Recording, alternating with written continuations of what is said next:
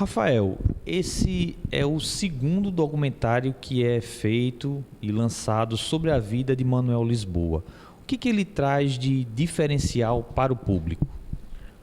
Bom, essencialmente nesse documentário há um resgate não só da história de Manuel Lisboa, mas em especial trazendo vários detalhes do processo da sua prisão, de como aconteceu isso, como se deu as articulações do ponto de vista do Exército, do Estado, no processo de perseguição a Manuel Lisboa. E é um momento importante nesse resgate, porque nós já estão passados aí 13 anos desde o resgate dos restos mortais de Manuel Lisboa, e esse ano de 2016 é uma data também comemorativa, por tratar-se dos 50 anos de fundação do PCR, o Partido Comunista Revolucionário, partido do qual Manuel Lisboa foi um dos seus fundadores e o seu principal dirigente. Então, é uma junção de elementos que nos fazem trazer, né, à população alagoana, em todo o país esse lançamento está ocorrendo, do documentário sobre a vida de Manuel Lisboa como herói da resistência à ditadura. A história oficial que foi contada pela ditadura dá conta de que Manuel Lisboa foi morto em São Paulo. O documentário ele traz novas informações sobre isso, ele traz também informações da Comissão da Verdade sobre esse caso específico? Essa versão foi uma versão que foi questionada e combatida desde a sua apresentação oficial, né? Então, desde essa época, mesmo na década de 70, sempre se colocou de forma contrária a essa versão oficial. E nesse documentário, além de depoimentos de pessoas que vivenciaram junto a Manuel, tiveram junto a ele no próprio cárcere, há visita e demonstração de locais onde existiram tanto o processo da tortura e do assassinato do Manuel Lisboa, quanto a próprios locais, o local onde ocorreu a ação da prisão de Manuel Lisboa, né? Então, há esse resgate trazendo essas informações. A ação feita pelo 2º Exército de São Paulo, da vinda do Sérgio Paranhos Fleury para Recife, para organizar essa intervenção, a praça em que ocorre a prisão de Manuel Lisboa. E vai se desmontando cada vez mais essa fraude que foi a versão oficial que a ditadura montou de que ele teria sido morto numa troca de tiros em São Paulo, junto com outro companheiro. O primeiro documentário ele traz informações sobre o translado, sobre até a homenagem, né, para Manuel Lisboa, que foi trazido, o seu corpo foi trazido aqui para Alagoas em 2003. Nesse documentário é apresentado mais aspectos da vida, os depoimentos, há depoimentos de familiares, de militantes, de amigos de Manuel Lisboa? Há depoimentos de companheiros militantes que vivenciaram junto com Manuel Lisboa. Há ainda um depoimento muito importante do Alfredo Lisboa, que é sobrinho de Manuel, trazendo um pouco desse resgate. Depoimento de várias pessoas que viveram o processo do traslado, né? Então, já passados aí esses 13 anos, como foi essa organização, como isso se desenvolveu. E muitos depoimentos também de pessoas que, ao conhecer a história de Manuel Lisboa, ao viver aquele processo do próprio traslado, passaram a despertar para uma consciência social e da necessidade de uma luta, de se envolver e de participar ativamente numa situação de transformação política da sociedade. Então, em especial num momento como esse que a gente está vivendo, de ascensão de setores mais conservadores, de uma campanha clara de criminalização de movimentos sociais, repressão, fascismo, é um exemplo cada vez mais vivo da necessidade e da possibilidade de vencer e de resistir contra a ditadura, contra a repressão do Estado.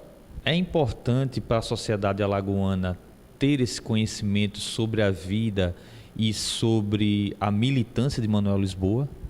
Olha, nos parece fundamental, não só de Manuel Lisboa, mas a de tantos e tantos alagoanos que foram vítimas desse processo.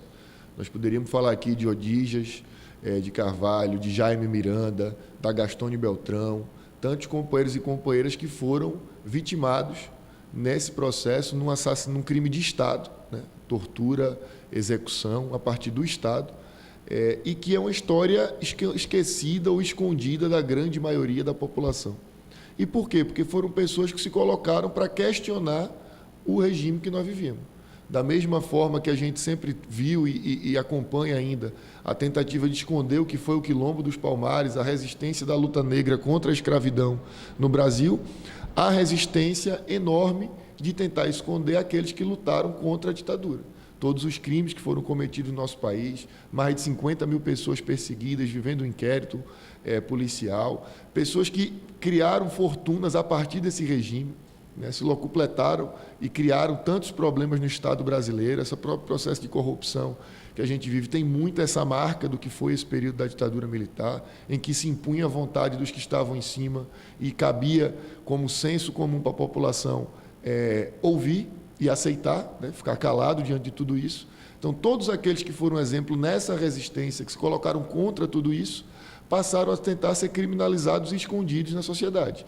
Então, o resgate vindo da Comissão da Verdade foi um passo importante, e esse processo de próprio resgate, tanto dos restos mortais desses companheiros, mas em especial da sua história, porque tentaram matar a imagem de Manoel Lisboa. Conseguiram assassinar o seu corpo, mas o seu exemplo, a sua luta continua viva. E esse documentário é uma prova viva disso e que vai fortalecer ainda mais essa consciência social na população do nosso Estado, e é de muito orgulho para nós poder estar apresentando esse documentário em parceria, numa construção importante feita pelo Carlos Pronzato, de como é que a gente pode fazer o resgate da verdadeira história do nosso país. O centro está preparando alguma estratégia, algum projeto para divulgação do documentário em Alagoas e no resto do país? Perfeito. No último mês de outubro, nós fizemos um lançamento dele em Recife. Trouxemos agora aqui em novembro para fazer esse lançamento aqui na cidade de Maceió. Fizemos no último dia 30 de novembro, no Linda Mascarenhas.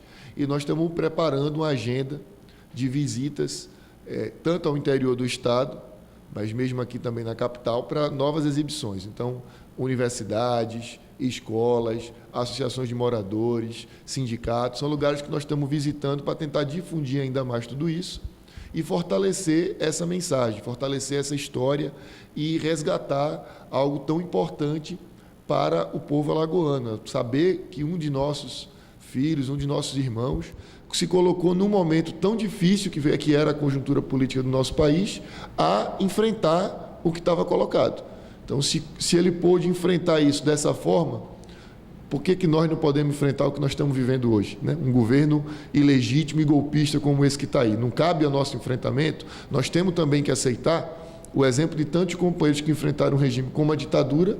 Sem sombra de dúvida, é combustível, é fôlego para a gente lutar contra as injustiças que nós estamos vendo presentes aí no nosso dia a dia.